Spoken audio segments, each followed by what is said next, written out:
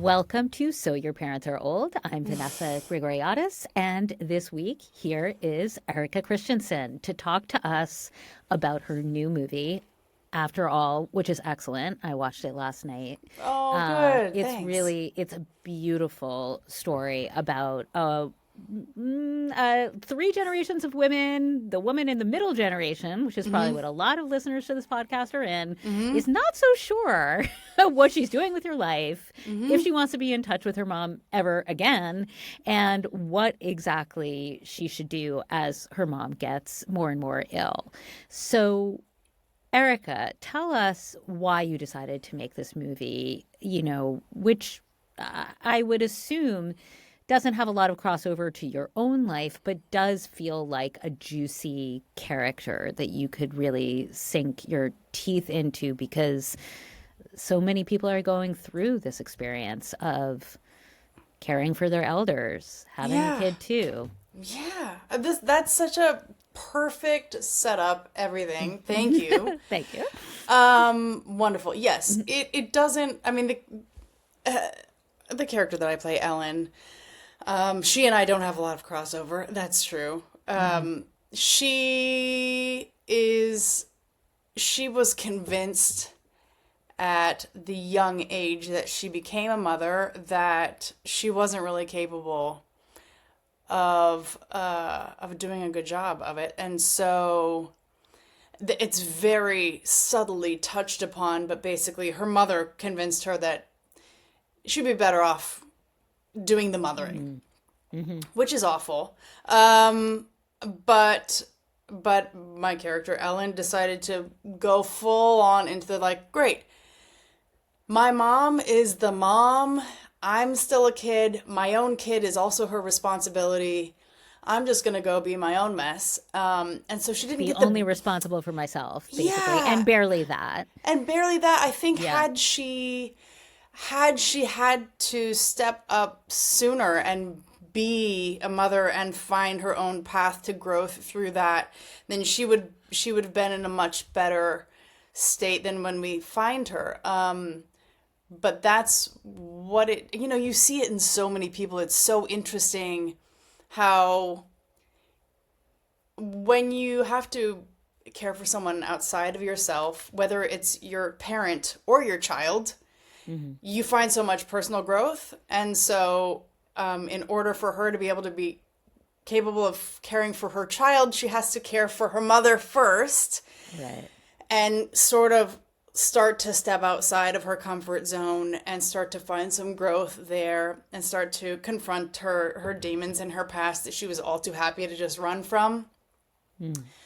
So why did you select this film? I'm sure when you read the script, it was pretty unique because you don't see a lot of this, right? You don't see a lot of, you know, my mom's real sick and I have to care for her. And what feelings does that bring up, or what psychological demons, or what needs to be resolved? That's in some ways I think of Hollywood thinks of that as like a domestic drama. Do Sure. people really want to see this? Oh, this is just a lady thing or something. But what did you think when you first read the script? I thought it was juicy, as you said. I thought it is really interesting to be focused on three generations. And it's not a sprawling family, it's just three women, each representing their generation, and each trying to find their own way. Every way you look at it they're in need of some growth. And so this catalyst of mom's stroke shakes up everyone in the way that they need to. It's just sort of that, like, I love indie movies. I love relationship dramas and character pieces, and that's what all of this is exploring all of that good stuff of just people, ultimately people having conversations. Yeah. I mean, that's the simplicity and the beauty of it. And there's some really lovely conversations, like the one where Ellen tells her daughter Haley anything about herself, all these things about herself that Haley doesn't know. Never knew what her own hopes and dreams were, never knew much about her relationship with her father, who's Haley's father, who's out of the picture because Ellen and her father broke up immediately, you know. And just it's a simple conversation of like, it should be like a letter. In real life, it would have been a letter. It would have been like, there's a bunch of things that I haven't told you, but she doesn't have time to think it all through. She just finds this moment where she's like, you don't know any of this. Yeah. And it just comes out, you know, and it's I think so formative if you fast forward in Haley's life from being 16 years old to being in her 20s and her 30s. It's like, I feel like that is probably a turning point for her. Yeah. So for you, how did it feel making this movie? How do you feel like you changed by inhabiting this character and moving through all these questions? Oh my gosh. I mean, I definitely, when I step into someone's world like that, that's pretty chaotic, I come back with some gratitude. For sure. My mother had just passed a little, I guess it was coming up on about 2 years before we made this film. And our relationship was completely different. It was very close and warm and wonderful.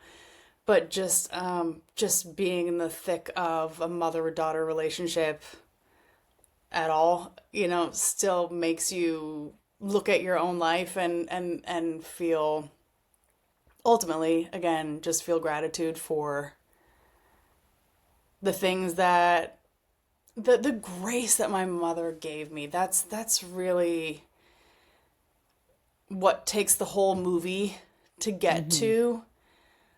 But my mom was really good at that. Was really What does good that at, mean? What does grace mean to you? I think giving people the benefit of the doubt and giving people their space to make their own mistakes, and coming from a point as a kid, coming from a place of education versus punishment. You know, I remember telling her the first time, like, it speaks to how safe she was as someone to talk to, that the first time I, like, had a beer at a party, I told her, you know, I didn't, like, sneak around because I thought, oh, I'm going to be grounded or anything, you know, Yeah. I was like, Mom, That's amazing, let's though. talk Did about you this, tell you her, know? like, I got drunk, or did you tell her, like, this is something I tried? Well, the truth was I didn't get drunk. I just, you know, I just tried it. And so I said, yeah, I went to that party with Kristen, and we were like 16, which is already, at least we were already 16, you know? Good for you. And Yeah, that's, I mean, in yeah, this day and age, yeah, yeah, yeah, we we weren't weren't 12. 13. Yeah, Right. yeah. And we went to a frat party, and you know, they had beer, and I had half of a beer, and you know, I didn't really feel it because it was only half a beer, but I don't know. And she was like, okay, you know. And so we kind of, the touchstones for her are like, all right, not like rules, but like, what does alcohol do to the human body and to the human mind, and like, okay. Right. Yeah. Ultimately, it's your life and your decisions, and I can only educate you, Yeah. you know. Yeah, I mean, clearly you know the drinking age, but let's talk about the science and stuff. Yeah. So going through that experience of your mom having just passed, but you were open to doing a film like this. Oh yeah. I tend to make a pretty strict demarcation between the character and myself, because I think of course, you can't help but come to it with your own ideas. I mean, it's you doing it, but really trying to let her lead the way and not let me interject when I'm being her. And then conversely, not letting her mess with me when I'm Hmm. not working. Really? Can you do that Yeah, though? Isn't that yeah. hard to like have that demarcation? Like, doesn't it all just I it's become a stew or? No, I think it's super freeing because you get to go as deep and dark as you want Mhm. when you know that you're gonna come back. And that's kind of that's the way that I've always worked, is really like go all in and then cut, Yeah. you know? And that way, in the best occasions of doing that, I don't even know. I'm not manipulating what's happening. I'm letting her live, and still managing to hit my marks, but that's about it. That's the me that's still in there, is like hitting my marks or something. Yeah. But the rest is just her. Yeah. That's really cool. I mean, I always think of people, not being able to like totally separate or also like, I mean, I do think this kind of material, you're learning things from it. I mean, you of course are also like learning things about how you would, uh, I don't know, like I don't know. I guess the way I should put it is like, don't you have that sort of almost PTSD thing of your mom and the images of her coming into your brain as you're working in this character in this kind of script, or not at all? I Not directly, Hmm. but in a way perhaps that I do have a deeper understanding of someone losing a parent than someone who hasn't lost a parent, of course. Yeah. But I'm not so much, I'm not dwelling or stealing from my mother. Hmm.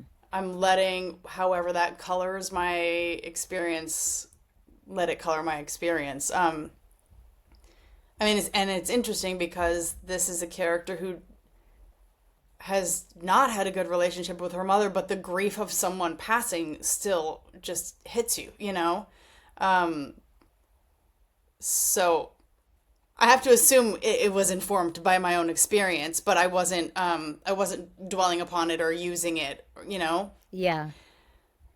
Yeah, What it's did, funny. This is like talking about acting. There's different schools of acting and different ways of doing it, but this is a way, and there are plenty of people who do it this way, and I know it's not something that we always talk about. It's certainly not exactly on topic for your no, but it's show, but I super, appreciate. no, but it's fascinating though, Okay, because good. I mean, a lot of what we're talking about is the psychological experience Mm-hmm. of losing a parent, and we've talked to people who are documentarians and trying to make art from it, right? Mm-hmm.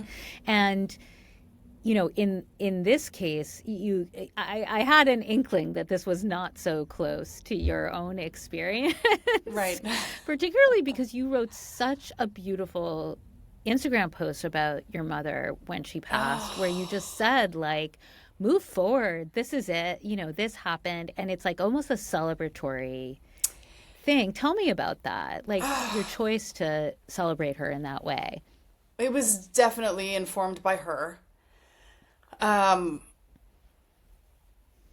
I know there are cultures that really do this, that really focus on celebrating someone's life, because it's sort of like when the chapter closes, that's where your mind goes of like, no, they there's the whole thing, Hmm. this work of art that was their life. Um, and she knew that it was her time, and she told us, um, just so matter of fact. She's like, I'm done. And then She had breast cancer. Right. Okay. And ultimately liver failure. And the following weekend was scheduled my younger brother's wedding. And of course, he and his wife were thinking, should we postpone? Like, how do we? Oh my God. Yeah. And my mom was like, absolutely not. Go get married and have the best time, you know? And we're like, oh, okay. Okay. Right. Yeah. Go have a party. Okay, sure. And she was like, I don't want a funeral. I don't want any service. Wow. I just, and I thought for her, that's so interesting to not have us pulling her back when she's gone, like let her go. And not like 3 days or 10 days or 2 weeks later, us being, sticking her to this identity by which we know her. So we all respected that. She asked me to email her friends. And so I emailed people, and then, like in the following years was discovering, I missed people, and people, I was like, oh my gosh. And now I feel bad for them because then I have to tell them, well, how's your mom? Everybody loved her. How's your mom? I'm like, oh man, she actually passed in 2020. And they're like, oh, I'm like, I'm so sorry to put you through this. But she was amazing about it. She was very, just the way that she lived her whole life was very, she just took ownership of the way that she wanted things to be. And so, and the way that she even treated her illness as well, which treatments she took and things like that. She just made all of her own choices, and that was something that I really respected, because you could look at choices and gauge them by your own idea of rightness and wrongness, and you could say, oh, she made wrong choices because ultimately she perished. But no, she lived the life that she wanted to live. And it would have been amazing if she lived a lot longer, but she did what she wanted to do, and thankfully she knew my kids and they knew her. So I could keep going. This is the child that was home birth. She knew the child that was home birth. I think that every interview somebody probably asks you about this, because it is an incredible story. Let's talk about it. Tell me. You have to tell me this. You were pregnant. You were going to have a home birth, but you were maybe going to have a midwife or a doctor, but they weren't there in time. Right. Yeah, exactly. That is amazing. So the scary though. The first birth completely informed the second birth. They were both in the same room. The first birth, my doctor, I went to visit him at his office because I was like, I'm clearly in labor. And I had been kind of all day, but I'd gotten a hot tip that, like, once you go into labor, don't imagine that it's going to happen right now. Like, you've got several hours. You should really, if you're going to go to the hospital, like, don't go to the hospital right away. Literally, the doula that I took birthing classes from, she was like, go to the movies. She was like, oh, do some Tai Chi. Yeah. So I was in labor. We went out to lunch. I went and visited my doctor. He said, you're 1 centimeter dilated. So this is 5 p.m. So he said, maybe tomorrow. Okay. All right. Okay. Maybe tomorrow. But then we got stuck in traffic on the way home, and I'm, in a little notepad, I'm like taking notes on these contractions are coming really quick. So we get home, and I was like, I think I want a bath. So I took a bath, and then I got out of the bath, and I was laying in my bed, and I could feel my body not just having contractions, but now going into active labor, where, like, now it's trying to have the baby. Like, it's trying to push the baby out of me. And I was like, we should call the doctor. Like, there's a locomotive inside my belly. There's no stopping this. But I was not helping. I was not pushing. I was just like, okay, I'm waiting. And my husband's on the phone with the doctor, and he's like, I'm going to grab some dinner and then I'll come over. And I was like, okay, I don't know. by the time he got there, Jeez. he I'm laying on my bed and he's like, I can see the head. I'm like, okay. And he's like, yep, okay. And he just like stepped into my bathroom, took his pants off, put on his scrubs, washed his hands, was like, okay, this baby's coming out in the next 20 minutes. Next time you have a contraction, just push. And I was like, okay, great. So that was the first baby. Whoa. I should Okay, have that known. wasn't even the story? Was that No, not that even was the story? That wasn't even the story because he was there. He made it. He made it within 20 minutes of that baby. I should have known because the second baby always comes quicker. Yes, but you should have known. Yes. But I didn't. So the next time I went into labor at about 5 a.m., I was like, okay, this is it. And then I tried to rest. I laid in bed for like another hour, and then I got up at 6, and I was like, I deserve coffee. So I'm like making myself a pour over and like laboring in the kitchen. And then at 7, I wake up my husband, and he's like, "Oh God, where's the GoPro? What do I?" Like, okay. And yeah, he wanted to film it, which was a great idea. Yeah. It didn't. Never work going to out. see it again. It's definitely going to be lost to your memory, because your memory just puts all that pain out of your mind. And you have kids. I have 2, yeah. Okay, good. So I've experienced that. I mean, I had one where I was a week late and I was in labor for like 24 hours, and that was exhausting, but yes, it came out fine. And then I had one where I was a week early, but I went to the hospital, right? I did it at the hospital. So it was like, oh my God, get this lady in a room right now. But it was still like, 25 minutes. So, but being at home is a whole different level, right? And okay, so what happened then? Well, I thought I had more time. So I called my mom and I was like, don't worry, Mom, just, whatever, have breakfast and stuff and then come over. Nothing's happening here.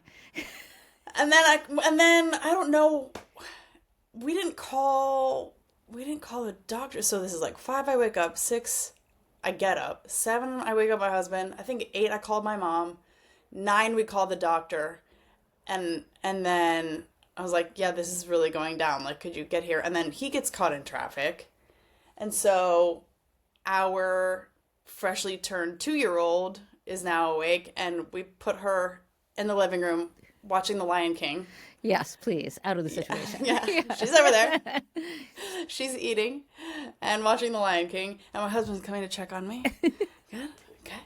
And I'm like, this is perfect. I don't want anyone giving me like that like sympathy that gives me room to be victim-y about it. I was just like, I need to just be super, just like in my own space. I want to eat as much as I can. Yeah. As much as I like, because I know I'm not allowed to do that at the hospital. Like, these were all my silly thoughts. And finally it was getting real, It was like, we do have one little GoPro. I think it fell over or something, But we have one little video where my husband set up his camera, his phone, I think, and it's a time lapse of just me laboring. So it's, me kind of like different positions. And you can like see me breathing, and that's amazing. Anyway, he comes in there and basically, again, I'm trying not to have this baby. Like, I'm waiting for the doctor. And at a certain point, my husband came in and we kind of had this moment where we realized he's not coming. Like, he's not going to make it. Is he calling and saying I'm stuck in traffic, or he's just not responding at this point?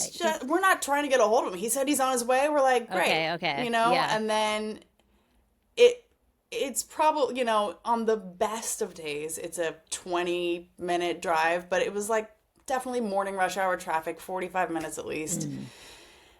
And the only thing my husband came in and said was, when we realized this is actually going down, he said, I'm not freaking out. And I said, great. And he had been with the first child shoulder to shoulder with the doctor. But he was right there watching the whole thing go down. So he remembered what the doctor did. And I don't want to get too graphic for any of your listeners who haven't had children, but if it were just the two of us, I'd tell you, he really delivered that baby. Things are coming out. Different Yes. things, different. Yes. Like bodies doing body things. Bodies doing body things. Some organs coming out. Yeah. Right. Yeah, and my husband literally like reach in because her head comes out.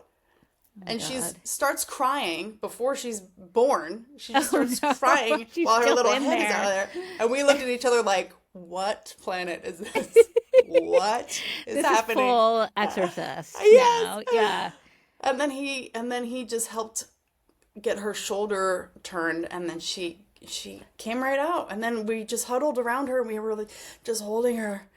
And then the doctor walked into my bedroom and was like, "Oh, so how'd you guys do?" And we're like, "Well, we did great. Here she is." I mean, I don't know. Thank goodness, because then he could help us cut the cord and all of that. But it was the most like transcendently intimate moment to have with my husband, that it was just two of us in a room and then three of us in a room. Yeah. It was incredible. I couldn't have planned it that way, but it was amazing. Oh, that is God. amazing. I mean, I guess you're not like, you can't even be afraid that something will go wrong because you're in such an elevated state of consciousness at that point that you're not even like, but was the GoPro on for the whole thing? Like, no, it had fallen over. We only have okay. that tiny You little only have time the lapse. beginning. Okay. All right. Well, I mean, I'm sure this is like indelible. The like the picture of the little head coming out, that's a little indelible. Yeah. From there.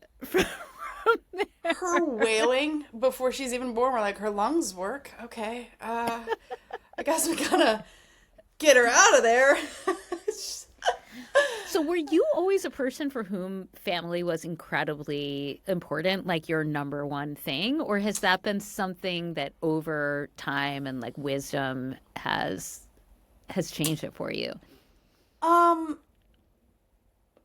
did family means both. The family that raised me and the family that I'm creating now. And the family that raised me was always super close. My brothers and I are 4 years apart. They're identical twins, so they're both 4 years younger than me. And that age gap closed really quickly, where they weren't like my annoying little siblings. I always thought they were so cool, and they were into sports, and they taught me things, and they nice. That's played music with their friends. I was like, that is rare for eldest daughters in every occasion. Yeah. Yeah, you guys are cool. I like you.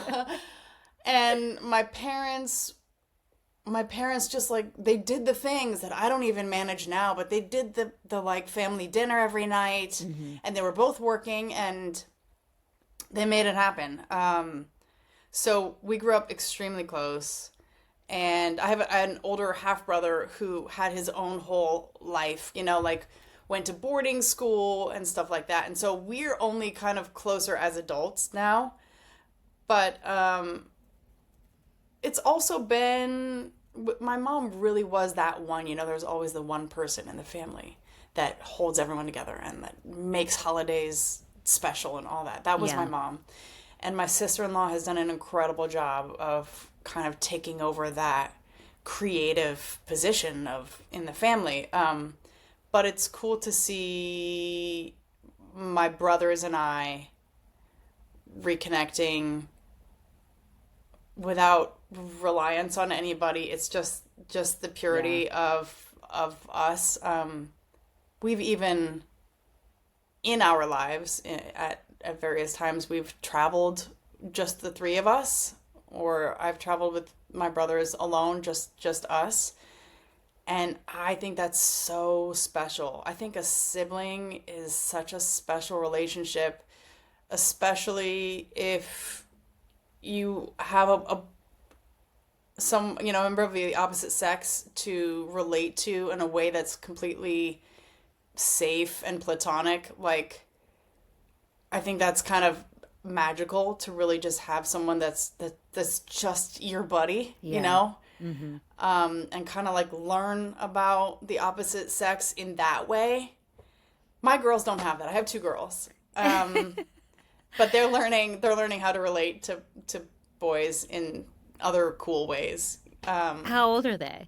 7 and 9 now. Oh my God. Okay. Cuteness. So... But yeah, they are on the precipice of let's call this boy, let's all call this boy. Yeah, it's like in an instant. It's like 1 minute they're just your little girl, and the other minute they're, you always know that they're in that phase when you see like the girls who are wearing like weirdly short tops with their stomachs out, and you're like, you must be like 12 or 13, right? Because you seem to not totally understand the etiquette around that shirt. Yes, that's not...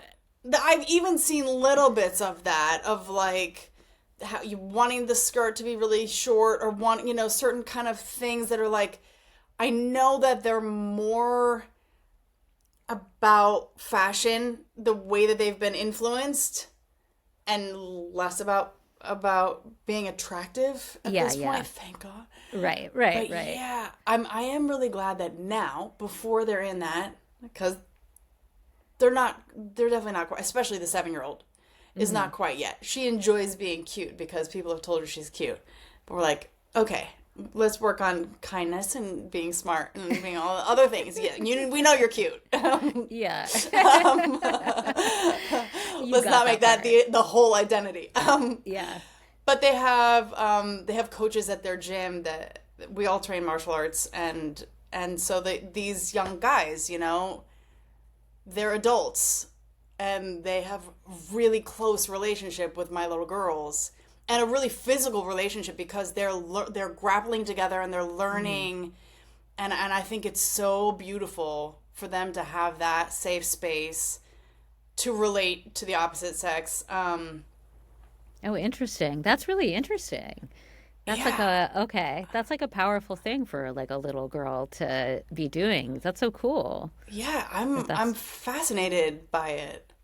I think it's super interesting. And I was even telling my 7-year-old, I was like, if I had started when I was 6, like you, and she was like, I'm 7. I said, yeah, but remember you started when you were 6. She was like, yeah. I said, oh man, I would be such a badass by now. And she was like, oh. And I was like, I'm allowed to say badass, okay? She was like,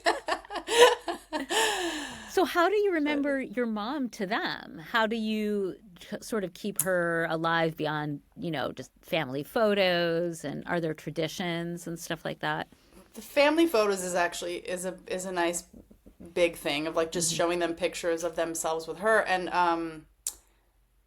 and making sure it was never like something that we don't mention. We always, if she came to mind, it would always be like, oh yeah, I remember mom, mom loved Christmas. So we'd be like, oh God, mom would love this, or whatever, and they're like, oh yeah, the things that they remember about her, are sometimes like funny little details, like her favorite color was green. I'm like, absolutely it was. Yes, her favorite color was green, things like that. But, and my dad's dating. And so just kind of like them going, okay, she's awesome. She's not my grandma, but we like her. And I'm like, yeah, perfect. That's exactly what that needs to be.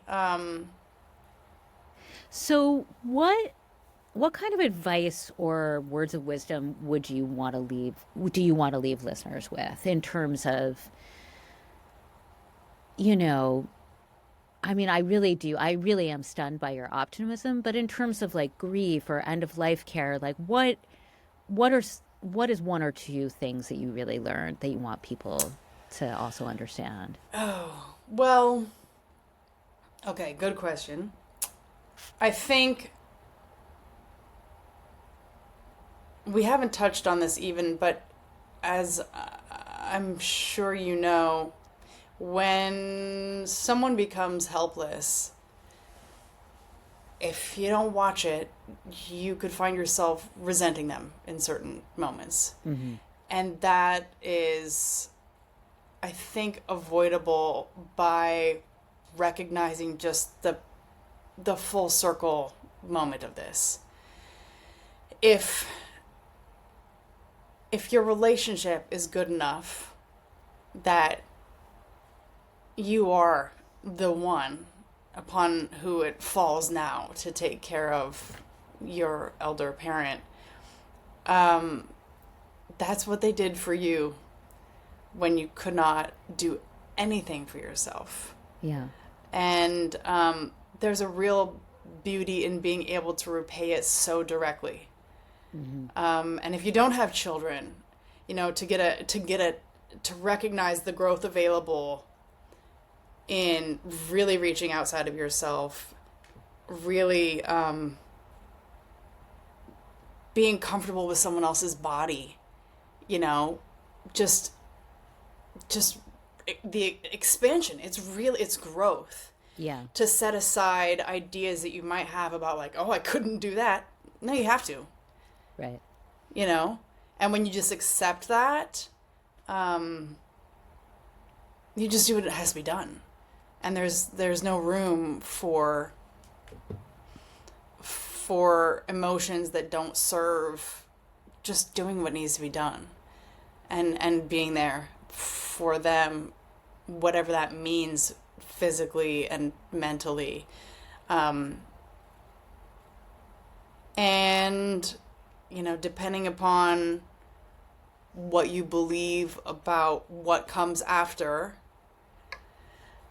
I think there's what I believe is that they go on and they continue to have an existence, with a different identity.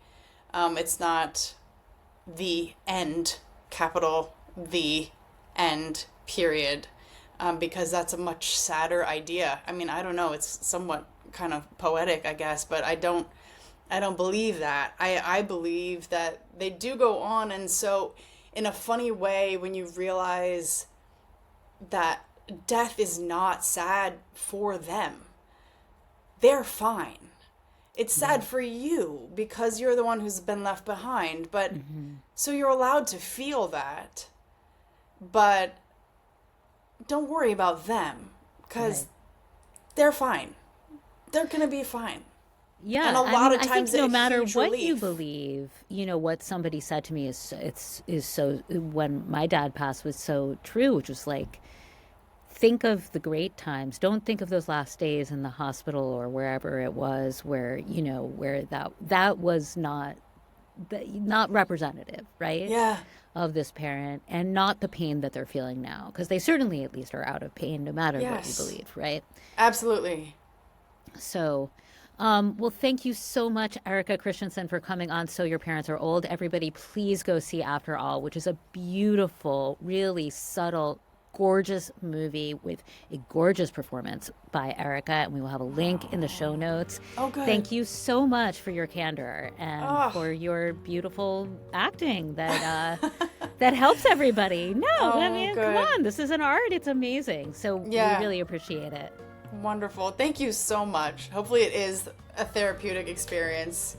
Cathartic. Yes, that's what we all need more catharsis in this world right now. Less slop, more catharsis. Yes. That's my tagline. All right. I like it. Awesome. Thank you.